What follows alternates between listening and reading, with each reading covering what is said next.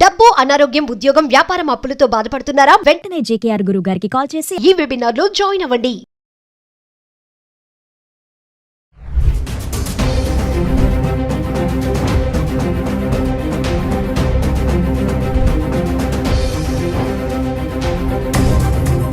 Hello viewers, welcome back to our channel. ప్రస్తుతం మనతో పాటు ఉన్నారు ఎంఎన్సీ ఎగ్జిక్యూటివ్ 25 ఇయర్స్ నుంచి అమెరికాలో ఉంటున్నటువంటి వీరభద్ర సార్ గారు. సార్తో మాట్లాడదాం. ప్రజెంట్ అమెరికాలో సిచ్యువేషన్ ఎలా ఉంది అనేది. ఈరోజు చూసుకుంటే మరి 8 లక్షల మందిని ట్రంప్ గెట్అవుట్ అంటున్నాడు. చాలా మందిని రిటర్న్ పంపించేస్తున్నారు, మిలిటరీ ఎయిర్ క్రాఫ్ట్ బుక్ చేసి కూడా. మరి ఒక్కసారి సార్తో మాట్లాడదాం. మరి అక్కడ ఉన్నారు కాబట్టి అక్కడ ప్రజెంట్ సిచ్యువేషన్ ఏంటి, మన వాళ్ళు ఎలాంటి ఇబ్బందులు పడుతున్నారు అనే దానిపైన.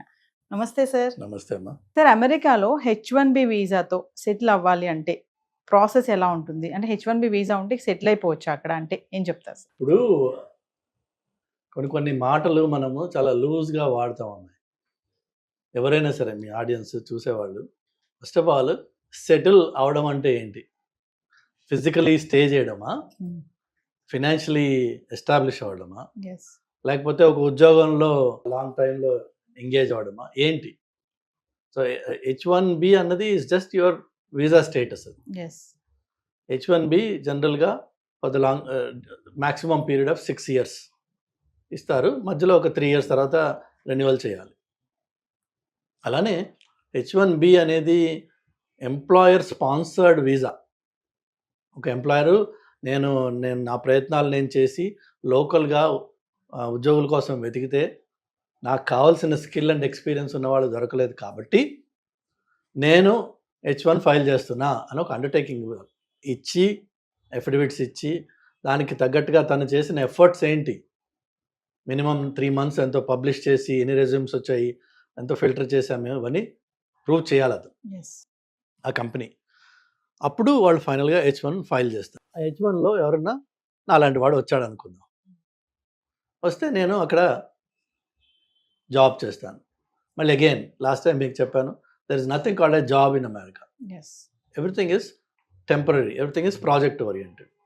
సో మనము ఒక ప్రాజెక్ట్కి వాళ్ళు హైర్ చేసినట్టయితే అది 3 నెలల, 6 నెలల, సంవత్సరమా ఆ ప్రాజెక్ట్లో మనం వర్క్ చేస్తాం. ఒకవేళ లాంగర్ ప్రాజెక్ట్స్ ఉన్నాయి, లాంగ్ టైం నడిచే ఎంగేజ్మెంట్స్ ఉన్నాయి, లేదంటే ఒక ప్రాజెక్ట్ నుంచి ఇంకో ప్రాజెక్ట్కి, ఇంకో ప్రాజెక్ట్ నుంచి ఇంకో ప్రాజెక్ట్కి, అట్లా అదే ఎంప్లాయర్ దగ్గర మీరు 3 ఏళ్ల పాటు కంటిన్యూ అయ్యారనుకుందాం.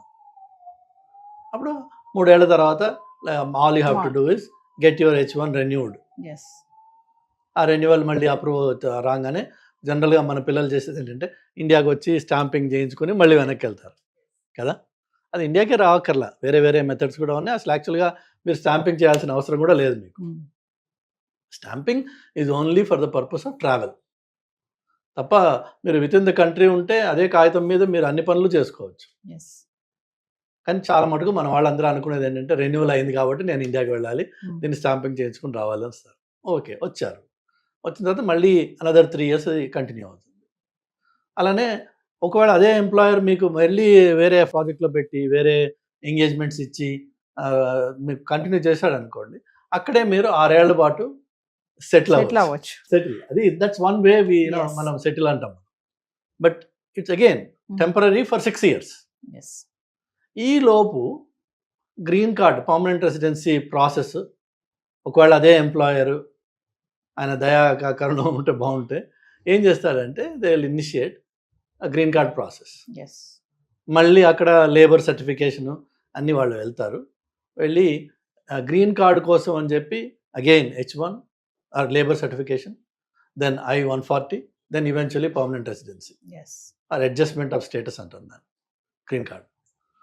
సో అది మళ్ళీ ఒక ప్రాసెస్. అది 6 ఏళ్ళు అయిపోయిన వాడికి ఈ లేబర్ సర్టిఫికేషన్ I-140 కూడా కంప్లీట్ అయి ఉన్నట్టయితే వాళ్ళు ఎవ్రీ 2 years, ఎవ్రీ 1 year మీకు రెన్యూ చేసుకుంటూ ఉండొచ్చు. ఆటోమేటిక్గా అప్రూవ్ కూడా చేస్తారు. అది గ్రీన్ కార్డ్ వచ్చేంత వరకు, అంటే మన టర్న్ వచ్చేంత వరకు ఇది రెన్యూ చేసుకుంటూ అక్కడ ఎక్స్టెండ్ చేసుకుంటూ ఉండొచ్చు. అంటే H1B వీసా ఉన్న వాళ్ళకి గ్రీన్ కార్డ్ ఈజీగా వచ్చేస్తుంది సార్? ఈజీ ఏది లేదు. ఇప్పుడున్న స్టాటిస్టిక్స్ ప్రకారం కొన్ని స్టేటస్లో గ్రీన్ కార్డ్ కావాలంటే మీరు 70 years, 60 years వెయిట్ పీరియడ్ ఉందన్న. అంటే మన లైఫ్ టైంలో అది రాదు. సో అమెరికాకి వెళ్ళి సెటిల్ అంటే ఇదే. స్టేటస్ నాకు నన్ను ఇక్కడి నుంచి ఉద్యోగం లేకపోయినా బయటికి పంపించరు అనే స్టేటస్కి రావడం అంటే గ్రీన్ కార్డ్ తెచ్చుకోవడం. గ్రీన్ కార్డ్ వస్తే now you are settled physically in America. Physically economically which is job ఏదైనా ఉందా లేదా మీకు. ఆ జాబ్స్ ఇంత ముందు కూడా మీకు చెప్పాను నేను, అన్నీ టెంపరీ ఉంటాయి, కొన్ని మాత్రమే కార్పొరేట్ జాబ్స్ ఉంటాయి. ఇప్పుడు నేను ఒక పెద్ద కంపెనీకి వర్క్ చేస్తున్నా. So there is a sense of security. It's not like వాళ్ళు ఏదో ఫైర్ చేయడానికి కాదు, వాళ్ళకు కూడా బుక్స్ తారుమారయ్యి ప్రాఫిట్స్ తగ్గినప్పుడు, మార్కెట్ ప్రెషర్స్ ఉన్నప్పుడు, లేదంటే ఇప్పుడు ట్రంప్ చేసే హంగామా చూసినప్పుడు వాళ్ళకు కూడా భయానికి వాళ్ళు ఏం చేస్తారు, దే కట్ డౌన్. లేకపోతే కంపెనీ డైరెక్షన్ మారుతుంది. రీసెంట్గా గూగుల్ అన్నది all hardware and platform guys will let you go. ఎందుకంటే గూగుల్ వాళ్ళ డైరెక్షన్ మారుస్తున్నారు కాబట్టి. సో అలాంటప్పుడు గూగుల్ అనే పెద్ద కంపెనీలో 1,00,000 మంది ఉన్న కంపెనీలో మీకు ఒక పాకెట్ ఆఫ్ డిపార్ట్మెంట్స్ని ఎలిమినేట్ చేస్తే ఆటోమేటిక్గా జాబ్స్ పోయినాయి. సెటిల్ అన్నది ఏం లేదు అక్కడ. ట్రంప్ ఇప్పుడు అంటున్నాడు కదా సార్, సెటిల్ అవ్వడానికి అమెరికా రాకండి అని అయితే ఒక స్టేట్మెంట్ ఇస్తున్నారు కదా, అది ఎవరికి వర్తిస్తుంది? అదే చెప్తున్నాను నేను. మీరు ఆ ట్రంప్ అన్నాడా లేదా వదిలేసేయండి, ఆయన చాలా మాట్లాడాడు. సెటిల్ అవ్వడం అన్నది ఇట్స్ అ పాసిబిలిటీ. H1B నుంచి మీరు I-140 తర్వాత ఈవెన్చువలీ గ్రీన్ కార్డ్ వచ్చి అక్కడ మీరు ఉండొచ్చు. అట్ ద సేమ్ టైం ఆ ఉంటున్న టైంలో మీకు ఒకటే ఉద్యోగంతో 20 ఏళ్ళు 10 ఏళ్ళు 25 ఏళ్ళు ఉండే ఛాన్స్ లేదు.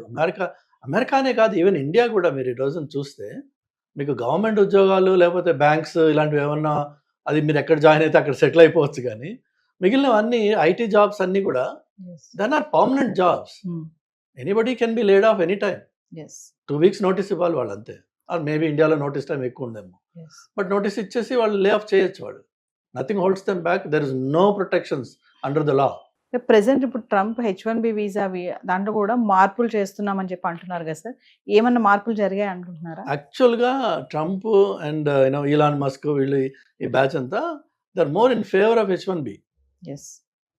వాళ్ళకి డిజైర్ ఉంది దీన్ని H1B ప్రోగ్రామ్ని మరింత ఎఫిషియెంట్గా చేయాలి, ఇందులో ఉన్న లూప్ హోల్స్ ఏవైతే ఉన్నాయో వాటిని కంట్రోల్ చేయాలి.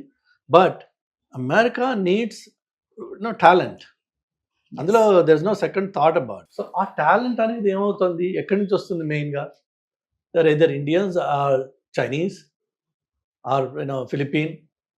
ఈ పాపులేషన్స్ ఎక్కువ ఉంటాయి నంబర్స్ చూస్తే. మీరు ఆ పాపులేషన్ ఎక్కువ ఉంటుంది కాబట్టి మన గ్రీన్ కార్డ్ కూడా అంత లేట్ అవుతుంది అనమాట. వేరేజ్ కొన్ని కంట్రీస్కి 1 yearలో గ్రీన్ కార్డ్ వచ్చేస్తుంది, బికాజ్ ఆ కంట్రీస్ నుంచి రిప్రజెంటేషన్ అంత తక్కువ ఉంది. సో అందుకని చెప్పేసి H1కి పాజిటివ్గానే ఉంటుంది. ఇన్ ఫ్యూచర్ ఇష్యూస్ ఇంకా డెవలప్ అవుతాయి, పాజిటివ్నెస్ బాగుంటుంది. కానీ వాళ్ళకి గ్రీన్ కార్డ్ రావడం అనేది అది ట్రంప్ ఒక్కడి వల్ల అయ్యే పని కాదు. అది కాంగ్రెస్లో లీగల్ ఏదైతే ఉందో స్టేటస్ మార్పిడి, లేకపోతే గ్రీన్ కార్డ్స్ కోటా మేనేజ్మెంట్ ఏదైతే ఉందో దానికి నేను అమెరికాకు వెళ్ళినప్పటి నుంచి క్యాంపెయినింగ్ నడుస్తుంది, ఇన్ఫ్లుయెన్సెస్ నడుస్తున్నాయి, బిల్స్ వస్తున్నాయి. కానీ అన్ని బిల్స్ ఫెయిల్ అయిపోయినాయి ఇప్పటిదాకా. Nobody could overhaul that process, that system. అందులో సిస్టంలో ప్రాబ్లమ్స్ ఉన్నాయని అందరికీ తెలుసు. లీగల్ ఇమిగ్రెంట్స్ కష్టపడుతున్నారన్న విషయం అందరికీ తెలుసు. కానీ దాన్ని ఫిక్స్ చేయడం అన్నది it's a political land mine. Nobody wants to step on that. ఎందుకంటే H1 L1 F1 ఇంకో 1 అది వదిలేసి అందరూ ఇమిగ్రెంట్స్. అండ్ ఇమిగ్రేషన్ అనేది ఒక సెన్సిటివ్ టాపిక్. సో దాంట్లో ఏమాత్రం అటు ఇటు చేసినా ఎవరైతే దాన్ని సెన్సిటివ్గా చేసి భూతంలా తయారు చేసి ఇమిగ్రెంట్స్ వచ్చి మన అమెరికాని మన కల్చర్ని మార్చేస్తున్నారు, ఇవన్నీ ఉన్నాయి కదా గొడవలు. సో వాళ్ళు they take that up as a very serious topic.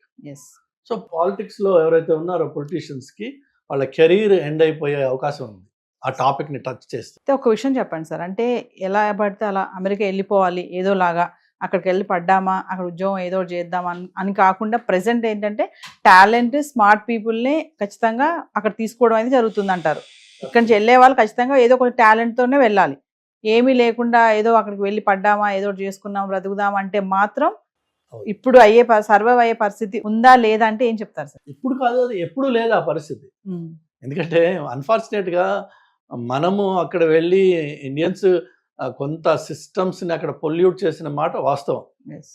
నేను రీసెంట్ టైమ్స్లో I have seen notifications for ఇది ఎంప్లాయీస్ కోసం నోటిఫికేషన్స్ పెట్టిన వాళ్ళు క్లియర్గా కింద చెప్తున్నారు, no AP or Telangana graduate. అదే మనం ఎంత నొటోరియస్ అయిపోయాం అన్న దానికి ఒక ఎగ్జాంపుల్ చెప్తున్నాను. ఎస్. పోనీ ఆ పెట్టిన వాడు లోకల్ అమెరికన్ కాదు, వాడు ఇండియనే. బట్ వాళ్ళు చూస్తున్నారు ఏంటంటే మనం చేసే తప్పుడు పనులు ఏవైతే ఉన్నాయో, అంటే ఏంటంటే ఫర్ ఎగ్జాంపుల్ ఈ స్టూడెంట్స్గా చదవడానికి వస్తారు F1 మీద, ఆ వచ్చిన పిల్లవాడికి మహా ఉంటే 22-23 ఇయర్స్ ఉంటాయి ఏజ్. వాడు అక్కడికి వచ్చి మాస్టర్స్ చేస్తాడు, వాడికి ఒక రెజ్యూమే తయారు చేస్తారు ఈ కన్సల్టింగ్ కంపెనీస్. అది 100% బోగస్ అది. ఓకే, సో ఆ బోగస్ రెజ్యూమే మీద జాబ్స్ ఎవరిస్తారమ్మా? సో ఏదో ఒకటి చేసుకుంటా అంటే ఈ దొంగతనం కొన్ని రోజులే నడుస్తుంది, ఏదైనా సరే అది పట్టుపడుతుంది, పట్టుపడిపోయింది ఇప్పుడు. బట్ నెవర్ ద లెస్ మనం చేసింది దొంగతనం. నేను అమెరికాకి వెళ్ళి ఏదో ఒకటి చేసుకుని బతికేస్తాననే ప్రసక్తి లేదు అక్కడ. అంటే ప్రెసెంట్ ఒక విషయం చెప్పండి సార్, ప్రెసెంట్ మాత్రం అక్కడికి వెళ్తే టెంపరీ, నువ్వు జాయిన్ చేసానికి వెళ్ళినా చదువుకోవడానికి వెళ్ళినా ఏదైనా సరే టెంపరీగానే ఉండి రావాలి తప్ప అక్కడ సెటిల్ అవ్వడం అనే ఆలోచన అనేది ఇప్పుడున్న పరిస్థితిలో లేదు అని అనుకోవచ్చు అంటారా? టెంపరీ అంటే మీరు అమెరికాకి విజిట్కి వెళ్ళి రావడం అనేది ఉంది కదా, దాన్ని B1 B2 వీసా అంటారు. అలా వెళ్ళేసి సరదాగా 3 నెలలు 2 నెలలు తిరిగేసి వస్తాను నేను, అది కూడా ఆ వీసా అప్రూవ్ అయితే వెళ్ళి తిరిగి రండి, ప్రాబ్లం లేదు. కానీ అక్కడికి వెళ్ళి నేను ఏదో ఒక ఆడ్ జాబ్ చేసుకుంటాను, ఆడ్ జాబ్స్ అంటారు వాటిని. ఏదైతే మీకు ఎంప్లాయర్ చెక్ రూపకంగా మీకు శాలరీ ఇవ్వలేడు, బై క్యాష్ ఇస్తారు. ఎందుకంటే ఎంప్లాయర్ కూడా తెలుసు is not suppose to employ you, కానీ వాడు వాడుకున్నాడంటే క్యాష్ రూపకంగా డబ్బులు ఇస్తాడు. That means you are living an illegal life. మీరు నిర్ణయం చేసుకోవాల్సిందల్లా మీ ఆడియన్స్ అందరికి ఎవరికైనా నేను చెప్పేది ఏంటంటే, అక్కడికి వెళ్ళి ఆ బతకాల్సిన అవసరం ఉందా నీకు?